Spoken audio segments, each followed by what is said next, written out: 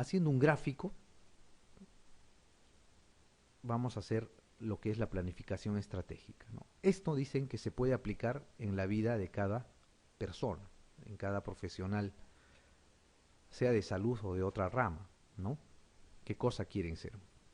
¿No? Planificación estratégica empieza con la formulación de la misión, ¿no? Es una institución pequeña o, viéndolo de otro lado, ¿no? Este es un estudiante. ¿Qué cosa quiere ser? Quiere ser médico, quiere ser especialista, quiere ser el mejor médico o el mejor especialista del Perú, por ejemplo. Entonces, esa es su visión, a eso quiere llegar, ¿ok? Pero actualmente es un estudiante nada más. Entonces, este estudiante, ¿qué tiene que hacer? Tiene que hacer un análisis interno y un análisis externo, ¿no? El análisis interno, ¿no? Tiene la capacidad intelectual suficiente, tiene la motivación suficiente. El análisis externo tiene el apoyo necesario, económico, financiero. Teniendo estos análisis, que es el paso 2 y 3, hace su diagnóstico y la matriz FODA, ¿ok? Usando las fortalezas, oportunidades, debilidades y amenazas. Plantea sus objetivos estratégicos. ¿Okay? Cómo vencer las amenazas utilizando sus fortalezas, cómo disminuir las debilidades usando sus oportunidades. Por ejemplo, es un alumno que no tiene recursos económicos, pero tiene una alta capacidad intelectual. ¿Qué objetivo se podrá trazar ahí? Conseguir una beca, ¿ok?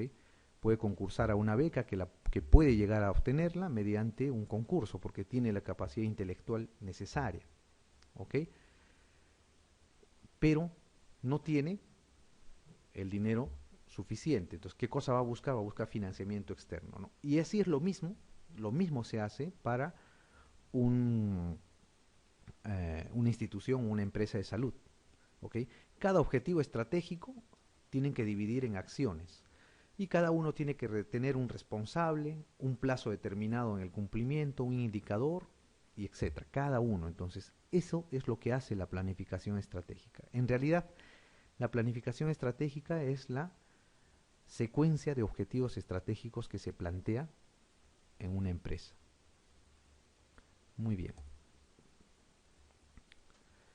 Esta es una pregunta que ha venido varias veces en los exámenes residentados, ¿no? Dice, el primer momento en la formulación del plan estratégico de un establecimiento de salud es, dice, la definición de las políticas de salud, el análisis de la situación de salud, el enunciado de la misión y la visión, la selección de estrategias o la elaboración de la matriz de programación. ¿Cuál dijimos? Eso, ¿verdad? El enunciado de la misión. Muy bien. Esto es lo que les comentaba antes, ¿no? El plan operativo institucional o el plan operativo anual. ¿Qué cosa es el plan operativo? Es un documento oficial en el que los responsables de una organización o un fragmento de la misma enumeran los objetivos y las directrices que deben marcar el corto plazo, un año normalmente. Se establece generalmente con duración efectiva de un año.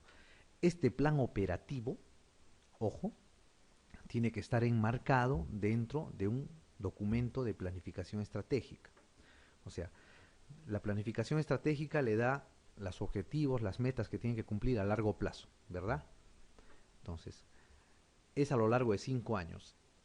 Ese año que a ustedes les toca dirigir la institución, ¿qué cosa van a hacer para llegar a los objetivos que están enmarcados en el documento de planificación estratégica? Ese es el plan operativo institucional, ¿no? Lo que van a hacer en el año. ¿Para qué? Para contribuir a alcanzar las metas que están planeando conseguir. Muy bien. La siguiente pregunta dice, de acuerdo a las técnicas de planificación del sector público, el enunciado, el centro de salud tiene que proteger la dignidad personal, promoviendo la salud, previniendo las enfermedades y garantizando la atención integral de salud en toda la población residente en su ámbito de influencia. Corresponde a una definición de la, ¿qué cosa, no? Imagen horizonte, imagen objetivo, meta estrategia, misión o visión. ¿Qué será? Eso, ¿no es cierto? La misión. No hay imagen horizonte, imagen objetivo, ¿no? No es una meta estrategia tampoco. Podría ser misión o visión. ¿Por qué es misión? ¿Cuál es la clave para decir que es misión? A ver, la misión es lo que somos y qué cosa hacemos en la actualidad, en el presente, ¿no es cierto? La visión es lo que queremos ser en el futuro, ¿no? Acá, ¿de qué está hablando? Del presente, ¿verdad? El centro de salud tiene que proteger la dignidad personal, ¿no? Está hablando del presente. Muy bien, eso es una declaración de la misión, entonces. Muy bien, la pregunta 6 dice, de acuerdo con el análisis FODA de un centro asistencial del MINSA, el incremento del presupuesto anual corresponde a, ¿qué cosa? Oportunidad, fortaleza, riesgo, debilidad o amenaza. ¿Qué será? Ok, para responder estas preguntas, lo primero que tienen que ver es si es malo o es bueno. El incremento del presupuesto anual, ¿será bueno o malo? Bueno, ¿no es cierto? Después de ver bueno o malo, tienen que ver si es externo o es interno. ¿Es externo o interno? Externo, ¿no es cierto? El incremento, el presupuesto anual, ¿quién lo da? ¿Cuál? La.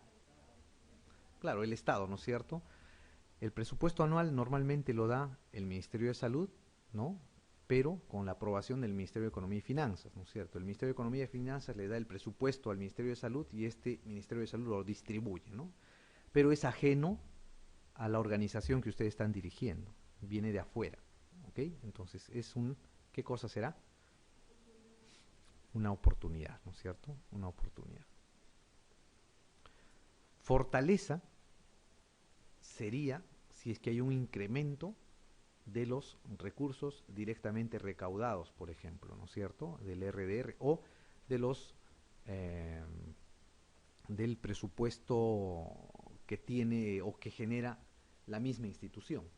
Eso sería una fortaleza, pero no ve que viene el presupuesto de afuera, eso es una oportunidad, ¿sí, doctor?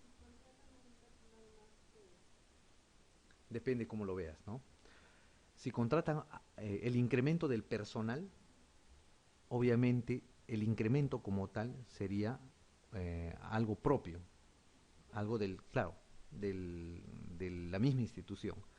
Y al incrementarse el personal, obviamente va a tener mejor posibilidad de atender, entonces va a ser una fortaleza. Les podrían decir, pero depende cómo te lo planteen. Si te dijeran el ofrecimiento de incrementar el personal, ¿no? Por parte, del, por ejemplo, del Ministerio de Salud, de la DISA, etcétera, ahí sería una oportunidad porque viene de afuera, ¿no? Depende cómo te lo planteen. Muy bien. La pregunta 7 dice, el gerente de una red asistencial al efectuar el análisis de situación para formular su plan operativo anual, se informa que debido a la disminución de la producción anual, su personal para el próximo año va a ser desplazado, disminuyéndole un 10%. De acuerdo a la técnica FODA, deberá considerar este dato como desafío, fortaleza, oportunidad, amenaza o riesgo. ¿Qué será? Amenaza, ¿no es cierto? A ver, el hecho que le disminuyan un 10% su personal de salud, ¿será bueno o malo? Malo, ¿no es cierto? ¿Y quién les va a reducir ese personal? Dice, el gerente de la red asistencial, al efectuar el análisis de situación para formular su plan operativo anual, se informa, ¿no? Se informa que debido a la disminución de la producción anual, su personal para el próximo año va a ser desplazado. Él no lo va a desplazar, ¿no es cierto? Entonces viene de afuera. Entonces eso es una amenaza, pues, ¿no? Porque viene de afuera. Si el gerente de la red asistencial despidiera a su personal, ¿no? Se podría tomar como una debilidad, porque lo está haciendo él mismo, ¿no es cierto? Ahí va el tema de cómo lo plantean la pregunta. Claro, si renuncian es parte interna, sería una debilidad. Muy bien, la pregunta 8 dice, en la formulación del plan estratégico, el enunciado que menciona la organización que se desea tener en un futuro se denomina fortaleza, visión, debilidad, misión, oportunidad. ¿Qué será? La visión, ¿no es cierto? La visión que motiva, ¿verdad? Bien, la pregunta 9 dice: en el planeamiento estratégico en salud, los conflictos interpersonales en una organización se ubican dentro del análisis del entorno, proceso, contexto administrativo, contexto estratégico. ¿Cuál será? Del entorno, ¿no es cierto? Muy bien. Los conflictos interpersonales, ¿serán buenos o malos? Malos. ¿Pertenecen a la organización o vienen de afuera de la organización? ¿Y qué sería entonces en ese caso? ¿Una fortaleza, oportunidad, debilidad o amenaza? Una debilidad, ¿no es cierto? Una debilidad, muy bien. La pregunta 10 dice: la agrupación de personas con la finalidad de lograr objetivos comunes mediante la asignación de deberes y responsabilidades se denomina control, gestión, dirección, evaluación u organización. ¿Qué será?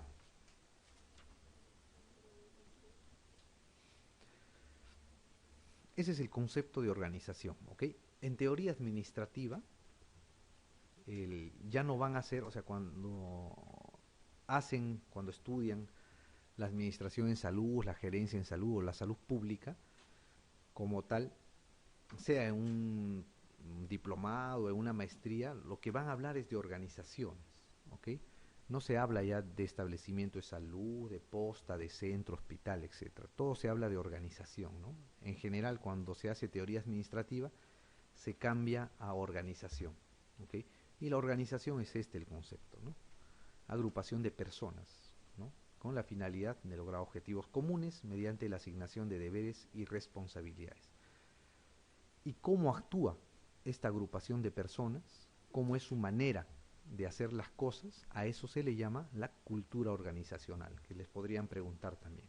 O sea, la organización es la agrupación de personas. ¿Cómo funciona esa agrupación de personas? ¿Cómo hace las cosas? A eso se llama la cultura organizacional. Bien, vamos a hablar ahora de lo que es la calidad en salud, ¿no? Que es un tema que está desde hace unos años de moda, ¿no? ¿Qué cosa es la calidad en salud?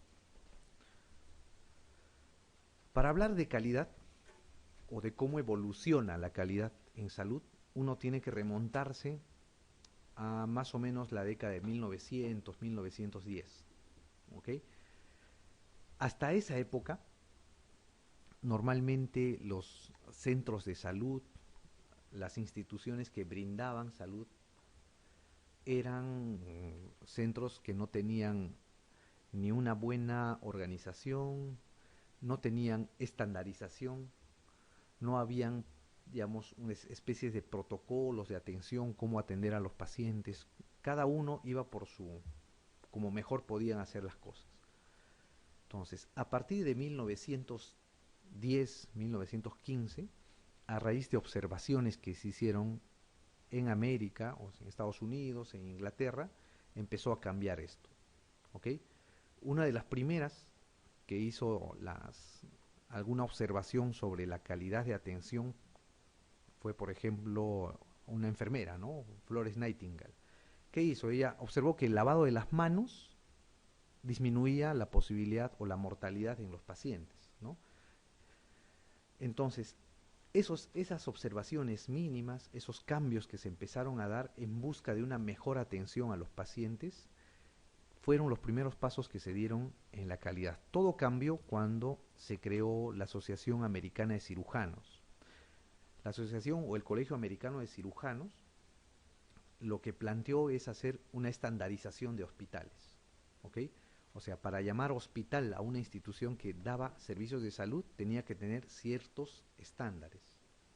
Y esos estándares fueron haciéndose cada vez más exigentes hasta la década del 40, del 45. Entonces, hasta esa década, hasta la mitad de siglo, más o menos, calidad era sinónimo de estar dentro de los estándares, ¿ok? A eso se llamaba un servicio de calidad. No bajar por debajo de los estándares, era suficiente. Y a eso era lo que aspiraban las instituciones en salud. hasta que apareció este señor, Edward Deming. Edward Deming no era un médico, era un ingeniero, ¿ok? Un profesor universitario que es considerado el padre de la calidad moderna. ¿Por qué? Porque ideó un ciclo de mejoramiento continuo de la calidad, ¿no? Su ciclo se llama Salud PDCA, por sus siglas en inglés, ¿no? O PHBA, por sus siglas en español, ¿no? Significa, su ciclo significa el planear, hacer, verificar y actuar. Y es un ciclo continuo, que todo el tiempo se da. Entonces, este Deming planteó ese ciclo en Estados Unidos. No fue aceptado porque tanto las instituciones de salud como las industrias en esa época, para ser de calidad, lo único que buscaban era no bajar del estándar. Ok, por ejemplo, les decía no tenían que tener una mortalidad mayor al 10%, se contentaban con no tener una mortalidad mayor del 10% y nada más. Decían que les daban un estándar, ¿no? Que los pacientes debían, digamos, estar hospitalizados no más de 15 días por una determinada enfermedad. Y ellos, si llegaban a esa meta, consideraban que estaban dentro de la calidad. O sea, simplemente con llegar al estándar era suficiente. Entonces, igual en la industria era lo mismo. Entonces, este Deming planteó ese ciclo, el PDCA. Y eso implicaba el planear, el hacer, el chequear, el actuar, y después de hacer eso, retroalimentarse, volver a planear, chequear, hacer, actuar, y volver a planear, hacer, y buscar una continua mejora de la calidad. ¿Ok? Este señor no fue aceptado en Estados Unidos y se fue al Japón, donde ahí planteó ese ciclo y causó la revolución industrial que tuvo el Japón. ¿Ok? Y esa gran revolución industrial que tuvo el Japón fue copiada después por los americanos. Y al ver que la industria mejoró exponencialmente gracias a este ciclo, ese ciclo, esa forma de hacer las cosas fue traspolado a la salud recién.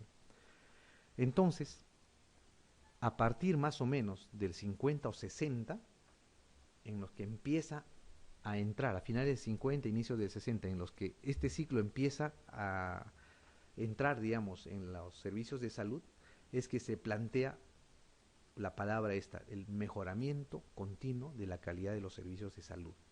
O sea, ver cómo hacemos las cosas, verificar que la hagamos bien, y si estamos haciendo mal, actuar para mejorar y volver a planificar y así sucesivamente. A eso se llama el mejoramiento continuo de la calidad. Y por eso Deming es el padre de la calidad moderna. Posteriormente aparecieron muchas personas que empezaron, ya médicos, que empezaron a capturar esa idea e incrustarla en la atención de los servicios de salud.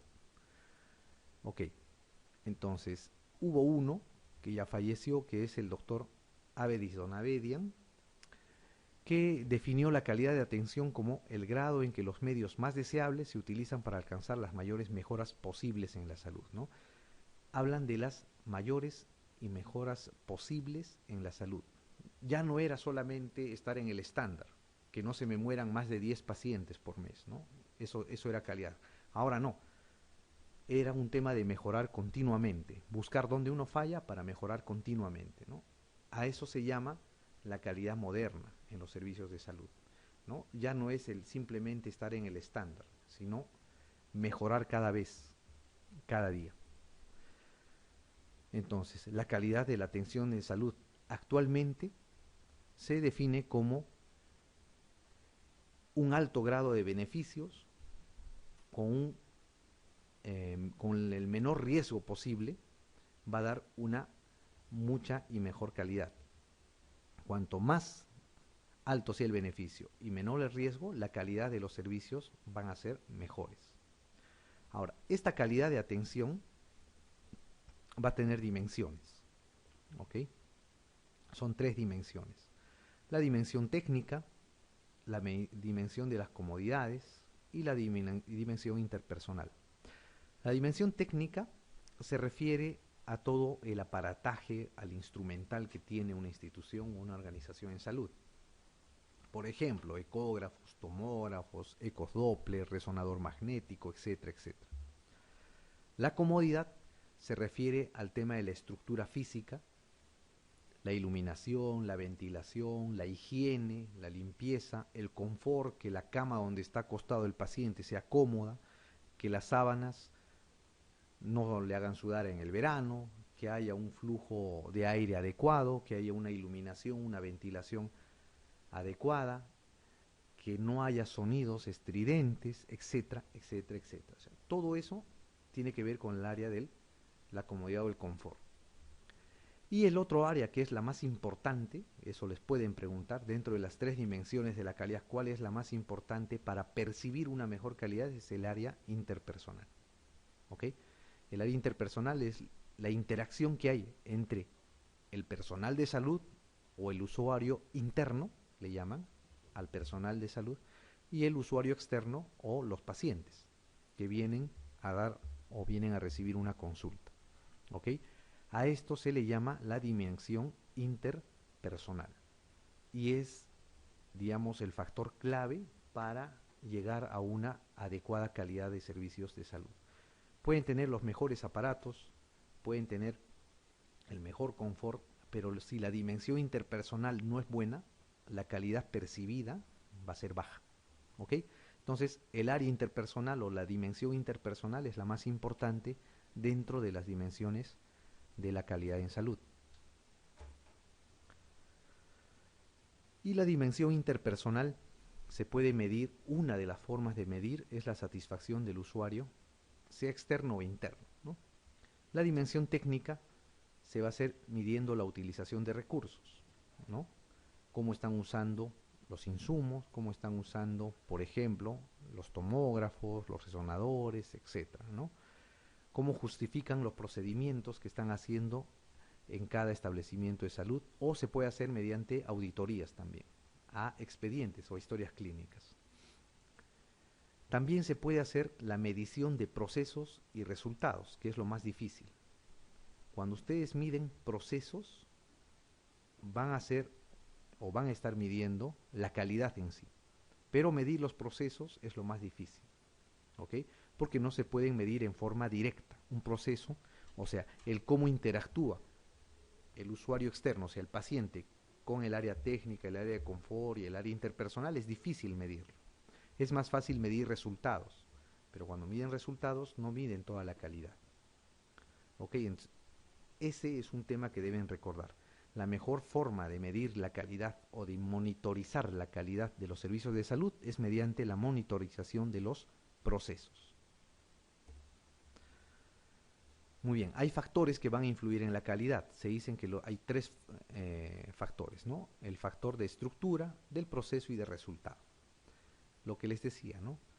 Dentro de estos 3, el más importante es el de proceso. Cómo interactúan los pacientes con los servicios de salud. Se pueden medir estructuras, ¿no? Ver cómo está el médico, la especialidad que tiene, la cantidad de las horas capacitación que tiene, cómo está el edificio, los consultorios, pero esto no garantiza la calidad. Tampoco medir solo los resultados, ojo. La satisfacción o nivel de salud de los proveedores del servicio definitivamente no va a ser un indicador adecuado de calidad. Por ejemplo, la satisfacción del usuario de los servicios de salud se puede medir y puede salir alta. Hay un ejemplo clásico que pone, ¿no? Y si alguno de ustedes ha trabajado en provincias, debe haber visto por ahí algo de eso. Viene un paciente que se encuentra mal de salud y va donde un médico que le pide que le limpie la sangre. El médico agarra, le pone un suero y le pone una de esas ampollas que tiene multivitamínicos, que da coloración al cloruro, al suero, ¿no? Y lo tiñe de rojo y se lo pasa.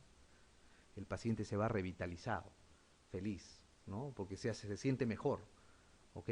Pero el médico no ha hecho nada por el paciente, ¿no? Absolutamente nada. Le ha pasado un poco de agua con algunas trazas de vitaminas, nada más.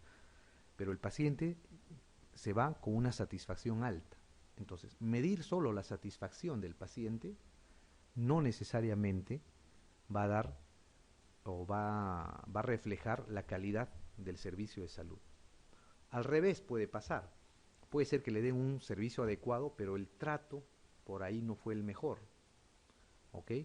Cumplieron con los procesos, se salvó la vida al paciente, mejoró su salud, pero por ahí pues no le gustó al paciente, ¿no? Entonces, los resultados, medir solamente los resultados no es necesariamente el reflejo de la calidad en salud, ¿ok? Eso es un tema importante que deben saber. La mejor forma de medir la calidad es medir los procesos, pero es la forma más difícil también. Muy bien, en base a lo de la estructura, los procesos, los resultados, se empezaron a crear programas de mejora de la calidad, ¿no? Hay un programa que es el que ha tenido más éxito, que es el proceso de mejoramiento continuo de la calidad, que es el uso del ciclo PDCA de Edward Deming. Planear, hacer, chequear y actuar, ¿no es cierto? Todo el tiempo. Hay un comité que se nombra dentro de una institución, un hospital, centro de salud, etcétera, que se encarga de eso, de planear, de hacer, de chequear y de actuar. O sea, monitorizar ese ciclo e implementarlo para el mejoramiento continuo. Está vigilando todo, continuamente, todo el tiempo, en pos de mejorar los servicios de salud. ¿Ok? A eso se llama el proceso de mejoramiento continuo de la calidad. Existen otras formas de mejorar también los procesos y llegar a mejorar la calidad, como es el benchmarking o el coaching. ¿Qué cosas son esos, no? Vamos a ver más adelante. El proceso de mejoramiento continuo de la calidad, entonces, se va a dar con los círculos de calidad, ¿no? Que va a mejorar los procesos en el trabajo. Comité de trabajadores, dirección. Algunas instituciones lo que hacen es, hacen reuniones periódicas con representantes de todos los niveles de los trabajadores, con la dirección, y se nutren mutuamente de experiencias, ¿no? Los trabajadores brindan, digamos, las experiencias que tienen justo con en la atención, ¿no? Con el trabajo de campo. Y la dirección les nutre de los objetivos que tienen que buscar. Entonces, se compenetran y generan nuevas propuestas. Se pueden hacer encuestas también, ¿no? Las cuales se hacen a los trabajadores y después se informan a los superiores. O evaluación de los directivos a cargo de sus empleados, una política de inventos, esto es más en la industria, ¿no? Defensa de la innovación, cuando se tiene una idea nueva de mejoramiento de la calidad, se le da prioridad, o programa de recompensas, ¿no? Esto, por ejemplo, lo hace mucho lo que es los supermercados, ¿no? Ustedes habrán visto en WOM, en Metro, ¿no? Cada mes ponen ahí una foto del mejor trabajador, el personal más laborioso, etcétera, y lo pegan ahí. Y eso va implicado con algunas preventas, pues, ¿no? O sea, aumento de dinero, etcétera, aumento de sueldo, bonos. Todo esto se puede hacer para hacer el mejoramiento continuo de la calidad, todo enmarcado en el ciclo ese que les digo, el PDCA, ¿no? De Edward Deming. El otro es el